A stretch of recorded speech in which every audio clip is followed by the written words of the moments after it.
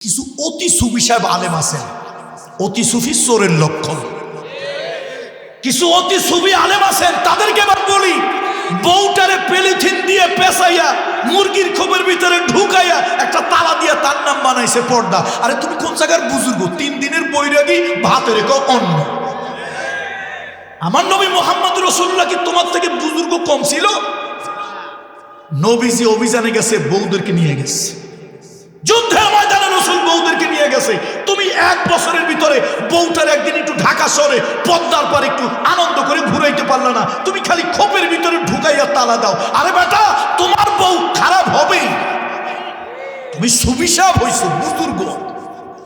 বিদেশ থেকে একটা রোবট ভাড়া করে আনা হয়েছিল, নাম হলো সোফিয়া। আপনার কারো কি মনে আছে? নাম কি ছিল? সোফিয়া। কত কোটি টাকা খরচ হয়েছে রাষ্ট্র কিন্তু তা আমাদেরকে বলে না। কি 10 কোটি, 20 কোটি, 100 কোটি, কয় কোটি হয়েছে জানি না। এই সোফিয়ার ভিতরে আমাদের ওই যে পলক, জোনায়েদ আহমদ পলক সাহেব একটু ঝলক দেখানোর জন্য ওর ভিতরে কিছু হার্ড ডিস্কের ভিতরে কি যেন ঢুকায় দিছে। সে আবার ওই পটপট করে ওই রোবট এগুলো যা জিজ্ঞেস করে বলে, এইটা সেইটা, প্রধানমন্ত্রী, তারপরে দেশের স্থপতি, নানান কথাবার্তা বলে। সবাই খুব খুশি, সবাই খুব খুশি। আমার কাছে একটু কষ্ট লাগে। আমি আবার কষ্টটা লাগার কারণ হলো, কোনো একটা কারণে মেডিকেলে গেছিলাম, ঢাকা মেডিকেলে একজন আত্মীয়কে দেখার জন্য। দেখলাম কত রুগীরা বেড পাচ্ছে না, চাটাই মাদুর বিছাইয়া হাসপাতালের বারান্দায় শুয়ে আছে। আমার কষ্ট লাগলো। আমি বললাম, রাষ্ট্রের পয়সা, জনগণের ট্যাক্সের টাকা, এই একটা যান্ত্রিক সোফিয়ার হাসি দেখার জন্য, তার মুখের কৃত্রিম হাসি দেখার জন্য কোটি কোটি টাকা ব্যয় করেছেন। আর হিন্দু হোক, মুসলমান হোক, আমার দেশের কত হাজারো সোফিয়া, হাজারো আপনার বালারানী, সন্ধ্যারানী, নানান ধরনের মহিলারা হাসপাতালে আছে। একজন মা চিকিৎসা নেওয়ার জন্য গেছে, হাসপাতালের একটা বেড পায় না, মাদুর অথবা বিছনার চাদর হাসপাতালের বারান্দায় বিছিয়ে শুয়ে থাকে। এই কোটি কোটি টাকা ওই সোফিয়ার পিছনে খরচ না করে এই অসহায় নারীর জন্য যদি খরচ করতেন, এই জীবন্ত সোফিয়ার মুখের হাসি আপনারা দেখতে পারতেন। তাহলে একটা যন্ত্রের হাসির দাম বড় না একটা জীবন্ত মানুষের হাসির দাম বড়? এই জন্য আল্লাহ তাআলা বলেছেন, ওয়ালা তুবাযযিরু তাবযীরা। এই খবরদার, বেহুদা খরচ করিও না, আননেসেসারি খরচ করিও না, অপ্রয়োজনে খরচ করিও না। তোমার যা লাগে তাই খরচ করো, কিন্তু বেহুদা, অপ্রয়োজনীয়, অহেতুক কিছু খরচ করবে না। যদি করো, ইন্নাল মুবাযযিরিনা কানু ইখওয়ানা শায়াতীন, তাহলে আমি আল্লাহ বলে দিলাম তুমি শয়তানের ভাই। দ্বিতীয় কর্মসূচি দিলেন, ওয়াবিল ওয়ালিদাইনি ইহসানা ইম্মা ইয়াবলুগান্না ইনদাকাল কিবরা আহাদুহুমা আও কিলাহুমা ফালা তাকুল লাহুমা উফিন ওয়ালা তানহারহুমা ওয়া কুল লাহুমা কওলান কারীমা।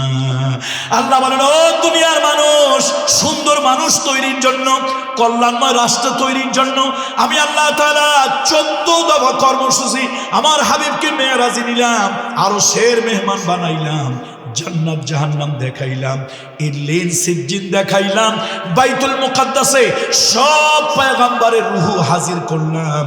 ওই জায়গায় আমার নবীকে, আমার হাবিবকে সব পয়গম্বরের ইমাম বানাইয়া 2 রাকাত নামাজ আমি পড়াইলাম।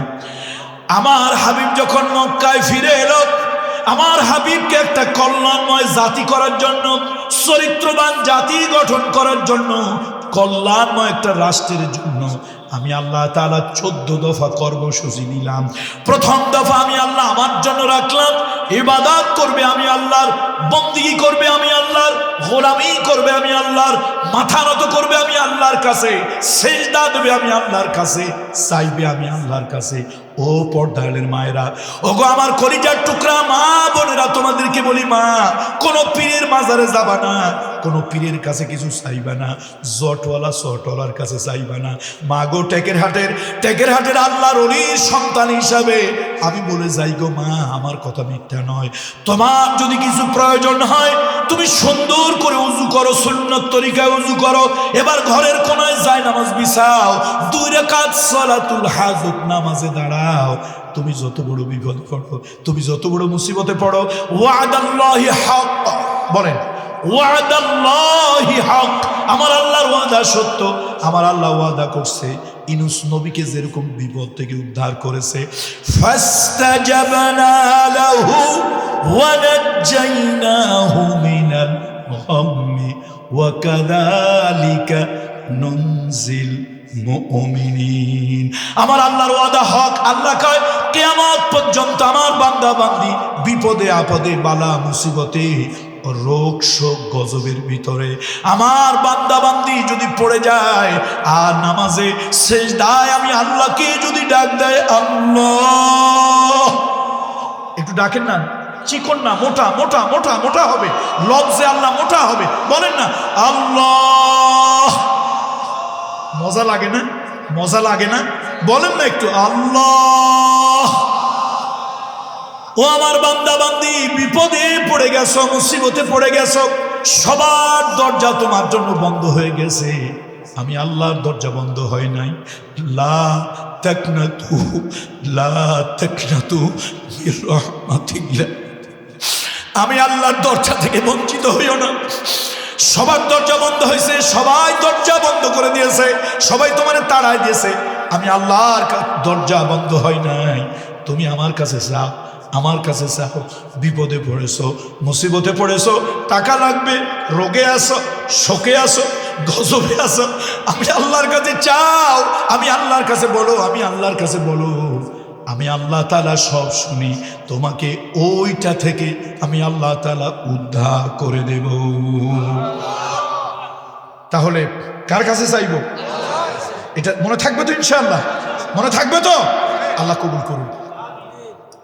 এবার আল্লাহ তাআলা আল্লাহটা বাদ দিলে আল্লাহ কয়, শোনো, আমি আল্লাহ একটা বিধান করলাম, 13টার মধ্যে প্রথমটা দিলাম তোমার মা বাপকে।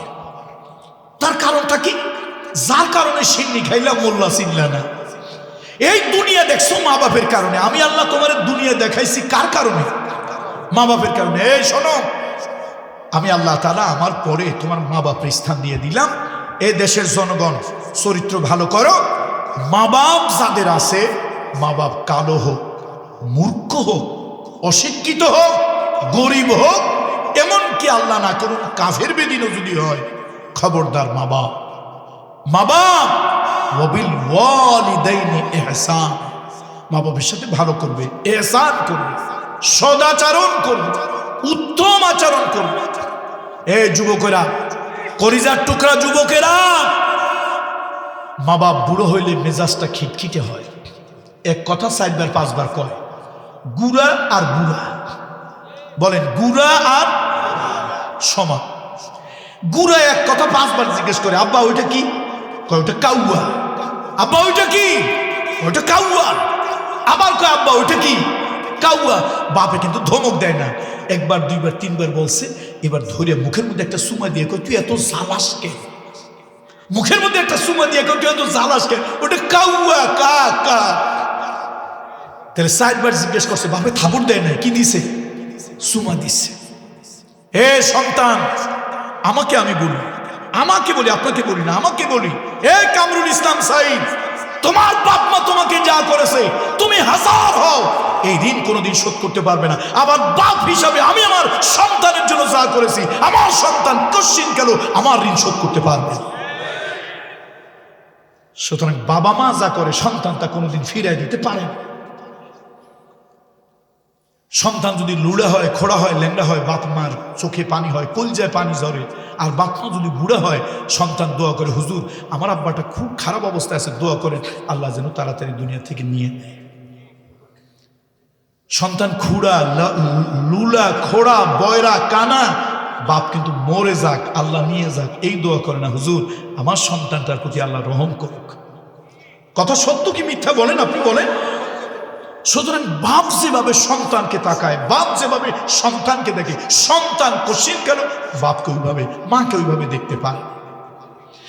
আল্লাহ তাআলা বলেন, শোনো, এই সুন্দর পৃথিবী দেখলা বাবার কারণে, মায়ের কারণে। ও দেশের নাগরিক, ও দেশের নাগরিক, বাংলাদেশের নাগরিক, সৌদি আরবের নাগরিক, একটা কল্যাণময় রাষ্ট্র যদি গঠন করতে চাও, বাবা মা বৃদ্ধাশ্রমে ফেলে দিও না, রাস্তায় ঠেলে দিও না, ঘাট ধরে বের করে দিও না।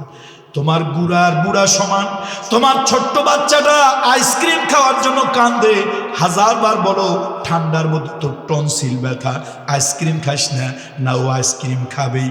আপনার কাছে টাকা নাই, খেলনা দাও, ওরে বাবা টাকা নাই, খেলনা দেওয়া যাবে না, তারপরও দিতেই হবে, নাহলে মায়ের আসল ছিঁড়ে ফেলে, বাপের জানটা নষ্ট করে ফেলে।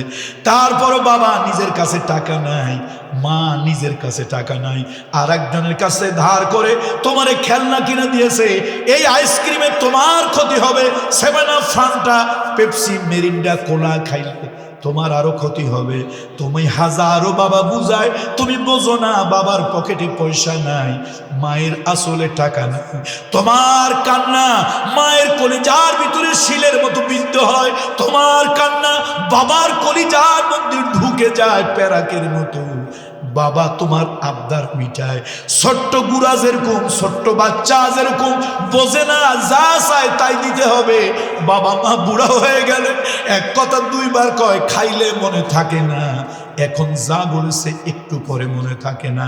খবরদার, ফালা তাকুল লাহুমা উফিন, বলেন আমার সঙ্গে সকলে, ফালা তাকুল লাহুমা উফিন ওয়ালা তানহারহুমা ওয়া কুল লাহুমা কাওলান কারীমা। আল্লাহ কয় বিরক্ত হইয়া বিরক্ত হইয়া যন্ত্রণা প্রকাশ করিস না, বরং বাবা মার সঙ্গে ভালো ব্যবহার করো, ভালো ব্যবহার করো। আমার রহমতের নবী হাদিসের ভিতরে বলেছেন, মান আরাদা ওয়ালিদাইহি ফাকাদ আরাদাল্লাহ ওয়া মান আসখাতা ওয়ালিদাইহি ফাকাদ আসখাতাল্লাহ। যে সন্তান মা বাবার সন্তুষ্টি অর্জন করলো, ওই সন্তান যেন আল্লাহর সন্তুষ্টি অর্জন করলো। যে সন্তান মা বাপের সঙ্গে নাফরমানি করলো, ওই সন্তান যেন আরশের মালিক আল্লাহর সঙ্গে নাফরমানি করলো। তাহলে 14 দফার দ্বিতীয়টা কি বলেন? দ্বিতীয়টা কি? মা বাপ, পিতা মাতা, তাদের প্রতি সদাচরণ, ইহসান, ইহসান, ইহসান। ওলামা ইকরামদেরকে বলি, তারা আপনাদেরকে বুঝাবেন, আমার থেকে ভালো বুঝাবেন। ইহসান, সদাচরণ, দয়া, মায়া, করুণা, ভালোবাসা, সৌজন্যতা, বদন্যতা, ইহসান। আল্লাহ কয়, শোনো, তুমি যদি ইহসান বাবা মারে করো, তুমি যদি ইহসান মানুষের উপরে করো, ইন্নাল্লাহা ইউহিব্বুল মুহসিনিন, আমি আল্লাহ তোমারে ভালোবাসবো। শোনো, তুমি যদি বাবা মা প্রতি ইহসান করো, হাল জাযাউল ইহসান ইল্লাল ইহসান। বলেন না একটু কোরআন শরীফ, হাল জাযাউল ইহসান ইল্লাল ইহসান। আর তুমি যদি বাবা মার প্রতি, মানুষের প্রতি, সৃষ্টির প্রতি ইহসান করো, আমি আল্লাহ কি এত কঠিন নাকি? আমি আল্লাহ এত কঠোর নাকি? আমি আল্লাহ কি নির্দয় নিষ্ঠুর নাকি? তুমি করে দেখো ইহসান, আমি তোমার উপরে করবো ইহসান। তাহলে ইহসান করতে রাজি আছি তো? ইহসান করতে রাজি আছি তো? আল্লাহ কবুল করুন। কয় দফা? না, কয় দফা? 14। শেষ হলো 2টা, আরো কথা আছে, এত কথা তো বলা যাবে না। তাহলে এবার 3য় দফা বলবো না?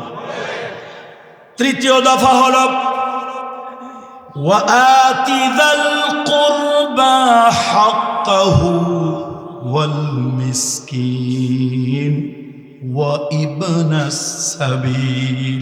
আল্লাহ তাআলা বলেন, শোনো, তোমাকে আরেকটা দফা দিয়ে দিলাম, নিকট আত্মীয়তার বন্ধন বজায় রাখবা। আর তোমরা মিসকিন যারা, অভাবী মানুষ যারা, ওই অভাবী মানুষের প্রতি একটু দয়ার নজরে তাকাবে, মায়ার নজরে তাকাবে। ওয়াবনাস সাবিল, রাস্তার পাশে কোনো মানুষ যদি অসহায় হয়ে পড়ে থাকে, ওই লোকটার প্রতিও মানবিক দয়ার হাত বাড়িয়ে দেবে। আল্লাহ, শোনেন, আপনারা শোনেন, সব দলের ভাইদেরকে বলি, আপনি হৃদয়ের ভিতরে কামরুল ইসলাম সাঈদের কথাটা গেঁথে নিয়ে যান। আমরা যখন কোরআনকে সংবিধান বানাতে চাই, আপনারা বলেন কোরআন আবার সংবিধান কেমনে হয়? আবার কেউ কোন রাজনৈতিক বন্ধুরা বলেন আপনি আমার বন্ধু, শত্রু না, আল্লাহর কসম মহব্বত নিয়ে বুকে জড়িয়ে ধরতেছি, মহব্বত নিয়ে বুকে জড়িয়ে ধরে বলতেছি শুনুন। আমরা যখন কোরআনের কথা বলি তখন আপনি পাশ কাটিয়ে যান, বলেন হিন্দু বৌদ্ধ খ্রিস্টান আছে। আমি কই আমার থেকে আপনার থেকে আল্লাহ ভালো জানে।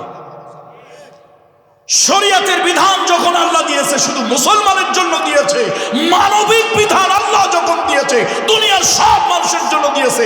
কালো মানুষ, ধলা মানুষ, গরিব মানুষ, বড়লোক মানুষ, হিন্দু মানুষ, বৌদ্ধ মানুষ, খ্রিস্টান মানুষ, মুসলমান মানুষ, সব মানুষের জন্য মানবিক কথা আল্লাহ বলেছে। তাহলে কোরআনটা সংবিধান কেন হইতে পারে না? কেন হইতে পারে না?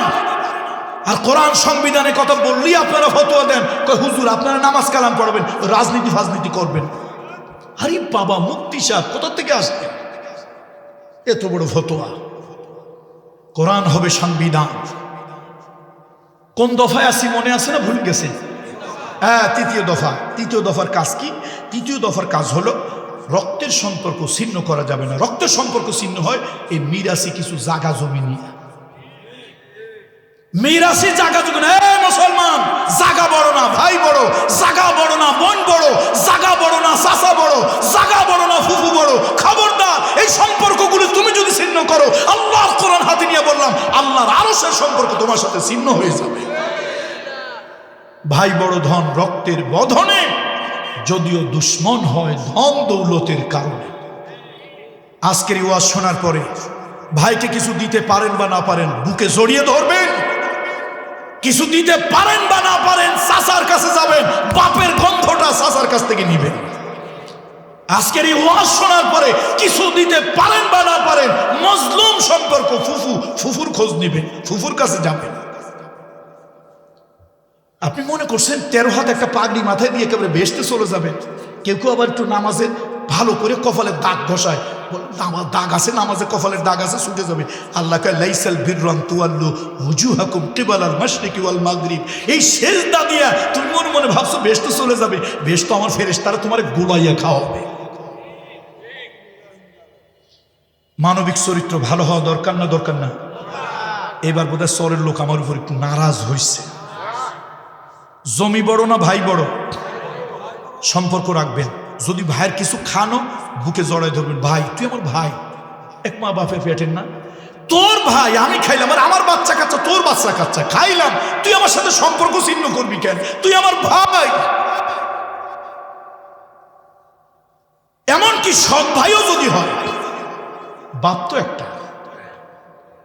এই সম্পর্কগুলো আল্লাহর আরশে ঝুলানো থাকে। কোথায় ঝুলানো থাকে? তাহলে রক্তের সম্পর্ক ছিন্ন করব না, রাজি আছি? রক্তের বন্ধন বজায় রাখবো, রাজি আছি? আল্লাহ কবুল করুন, বলেন আল্লাহুম্মা আমিন। বন্ধুরা আমার, মুরব্বীরা আমার, নবীজির একটা হাদিস বলি। আল্লাহর হাবিব বলেছেন 3টা কাজ যদি কারো মধ্যে থাকে ওই লোকটা দুনিয়ায় উত্তম চরিত্রবান।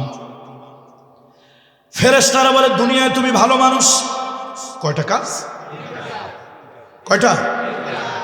আমার রহমতের নবী, মানবতার বন্ধু মুহাম্মদ রাসূলুল্লাহ বলেছেন 3টা কাজ যদি কারো মধ্যে থাকে ফেরেশতারা বলে তুমি দুনিয়ায় ভালো মানুষ।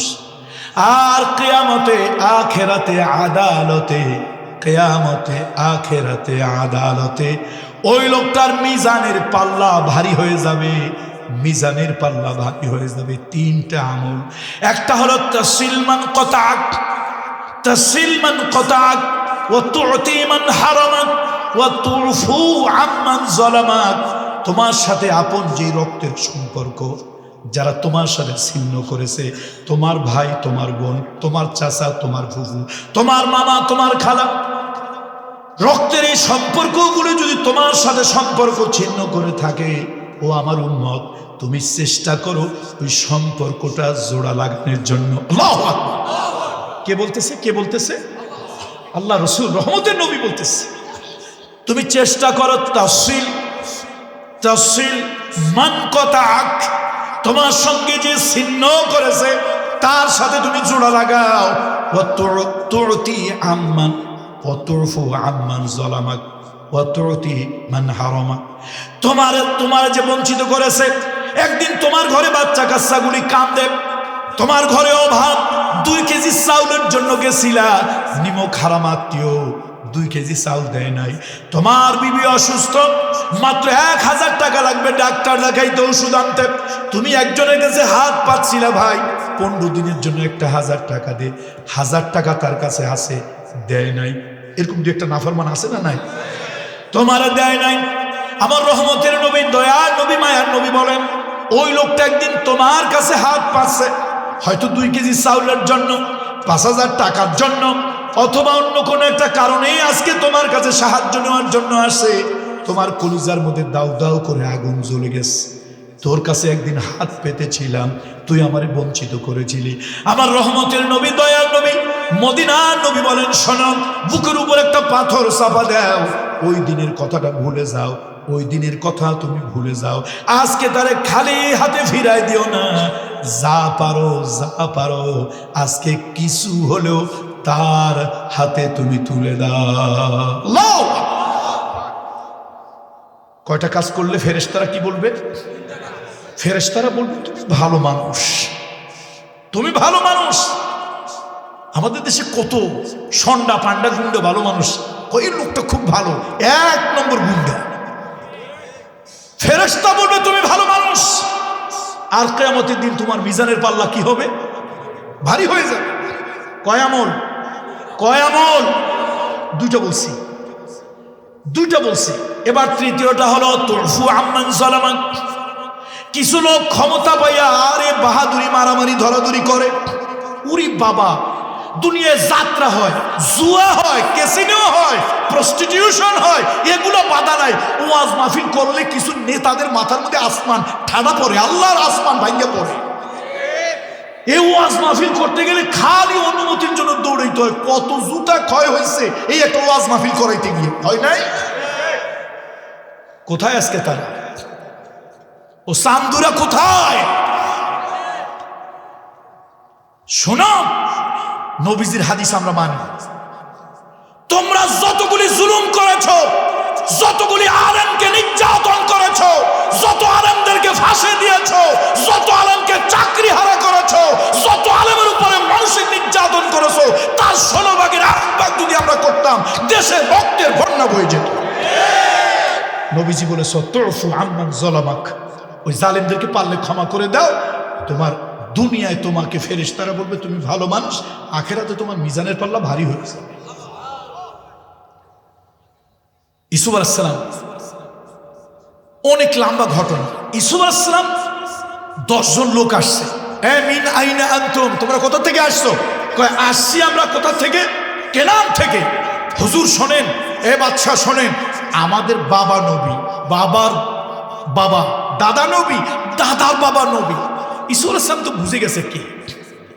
ইউসুফ আলাইহিস সালাম বলছে না, কয় যে তোমরা কয় ভাই?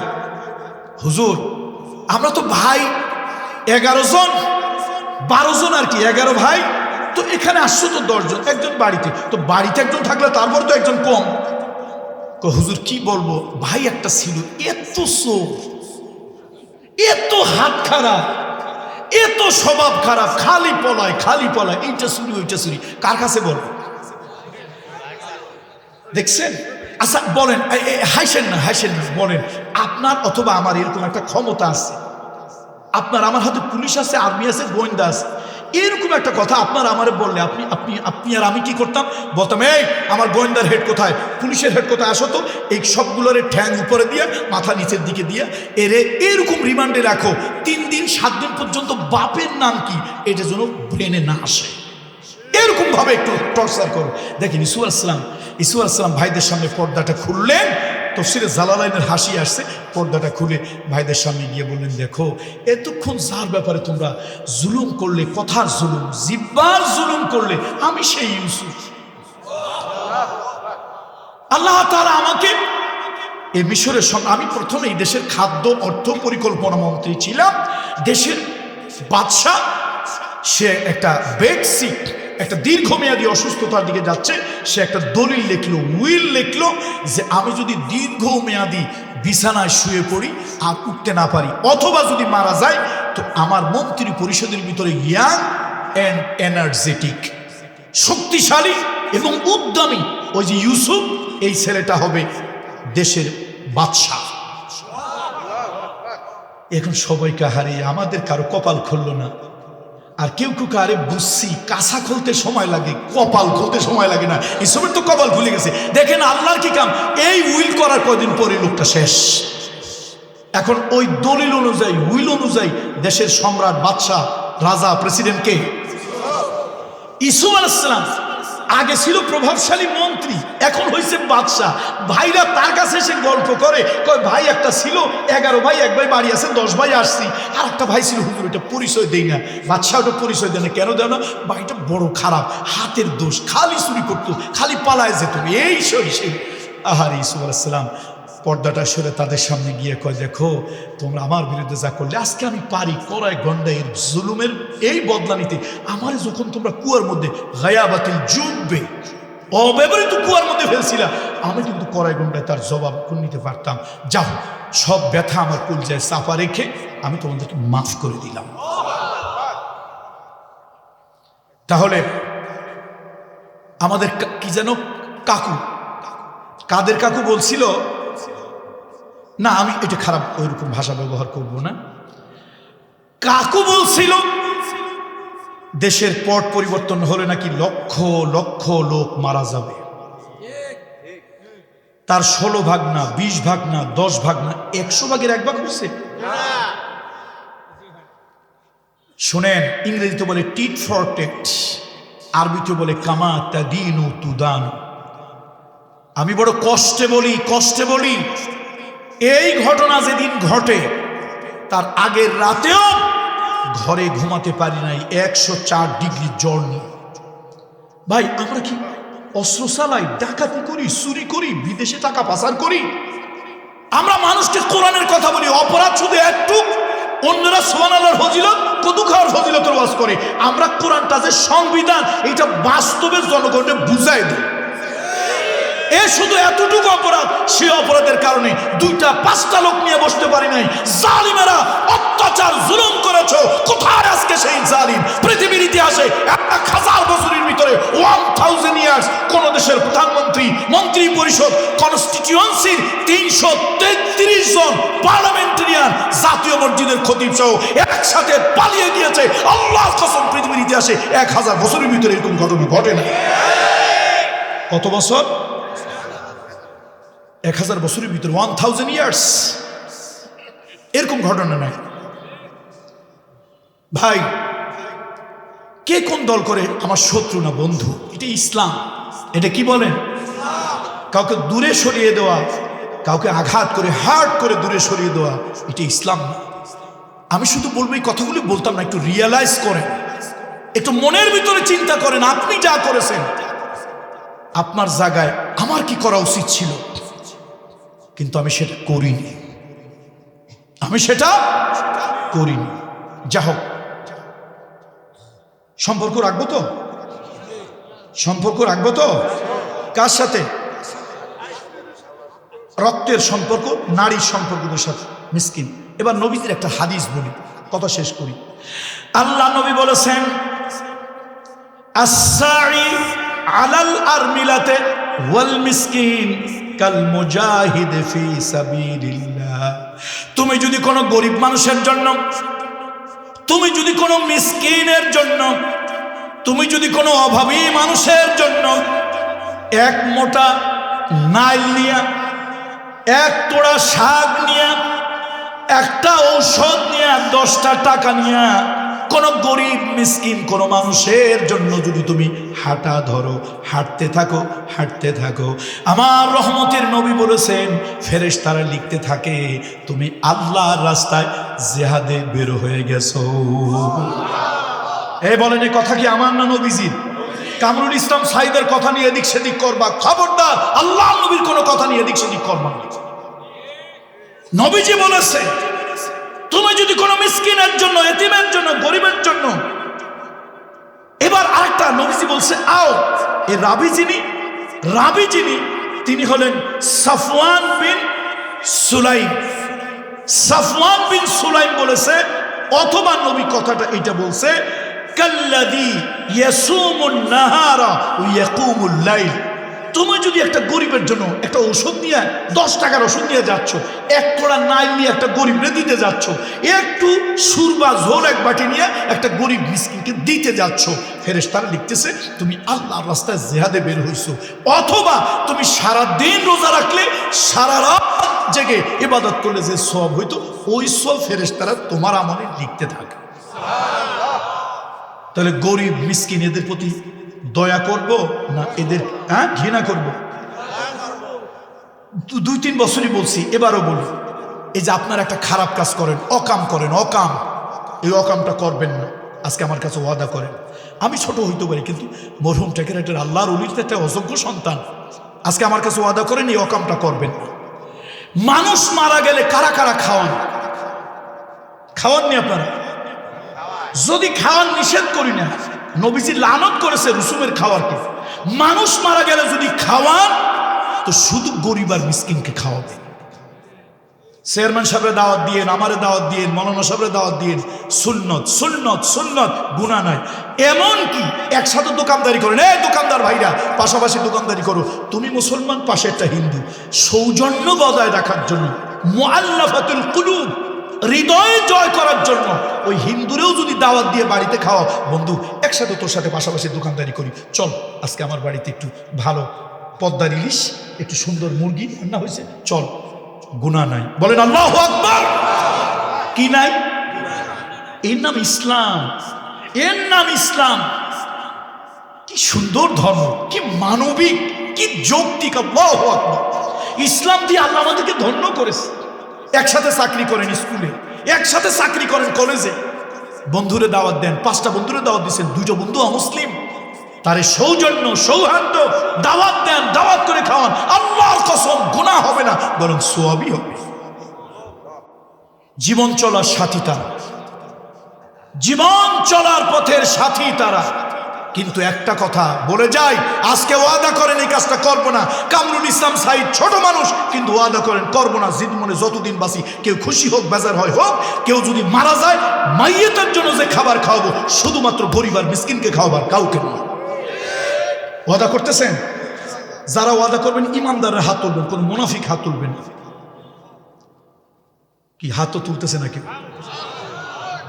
এই আপনারা কি মুনাফিক না ইমানদার? আলহামদুলিল্লাহ, তাহলে হাত উঠান, হাত উঠান। আল্লাহু আকবার। কি ওয়াদা করছেন আজকে? হাত উঠাইয়া। না না না, বন্ধু বান্ধব আত্মীয় স্বজন খাওয়াবেন, দলের লোক খাওয়াবেন, গুনাহ নাই। ইসলামের শরীয়ত, ইসলামে কোনো সংকীর্ণতা, ন্যারোনেস নাই। এমনকি পাশের দোকানদার, আমি ব্যবসা করি, পাশের ব্যবসায়ী, পাশের দোকানদার অমুসলিম হলো, দাওয়াত দিবেন, নিষেধ নাই। শুধুমাত্র বলছি মাইয়েতের খাবার। কোন খাবার? কোন খাবার? মাইয়েতের খাবার যদি খাওয়াই, কারে খাওয়াবো? এতিম মিসকিনকে খাওয়াবো। আমাদের দেশে কি হয় জানেন? 90,000 টাকার গরু এরকম প্যান্ডেল লাগাইয়া খাওয়াইতেছি। এই মৌলানা সাহেব, পীর সাহেব, চেয়ারম্যান সাহেব, মেম্বার সাহেব, এসপি সাহেব, ওসি সাহেব, ডিসি সাহেব খায়। এগুলো হলো বড় মিসকিন, এগুলো খায়। আর ওই গরিব মিসকিনগুলি ওই পাশ দিয়ে ঘোরে।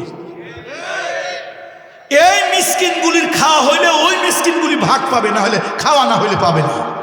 তোর কপালে আল্লাহ লানত, তোর কপালে আল্লাহ লানত। আমি দেই নাই, রহমতের নবী মুহাম্মদ রাসূলুল্লাহ দিয়েছে।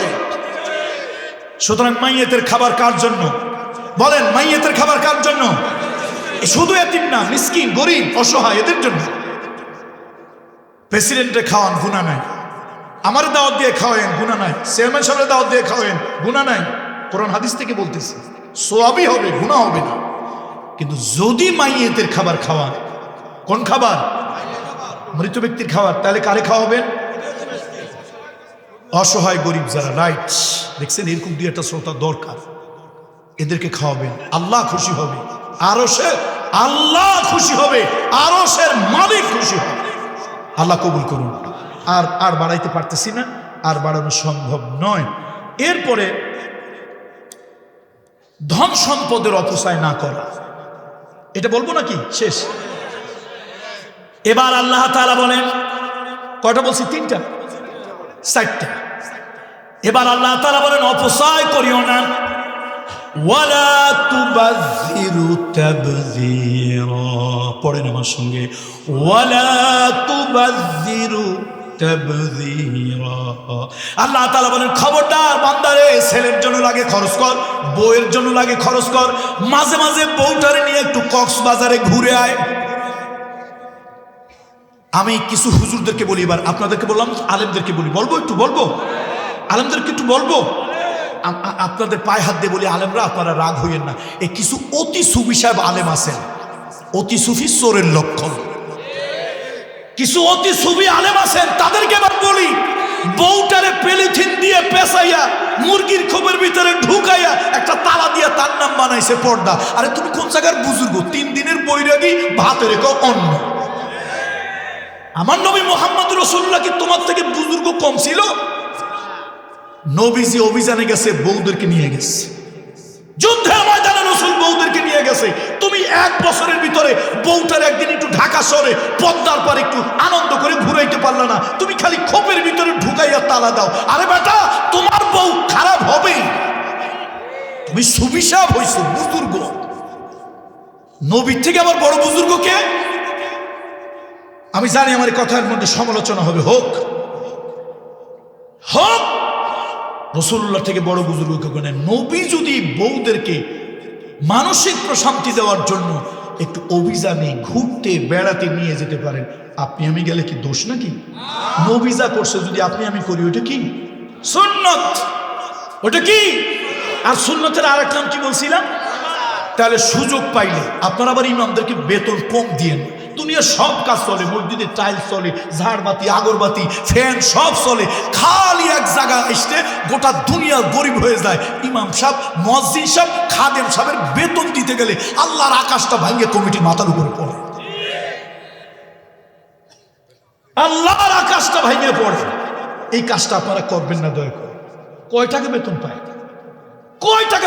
তার আবার 2-3 মাস বাকি রাখেন। পাইছেন কি এগুলি? আপনার মসজিদে টাইলস লাগাই তবে এটা কোন কিতাবে আছে? ইমামের বেতন আগে দেন, মুয়াজ্জিনের বেতন আগে দেন, খাদেমের বেতন আগে দেন। আর খবরদার মসজিদের ভিতরে গিয়ে কমিটিগিরি দেখাবেন না। এই ফ্যানটা চলে নাই কেন, এইটা হয় নাই কেন?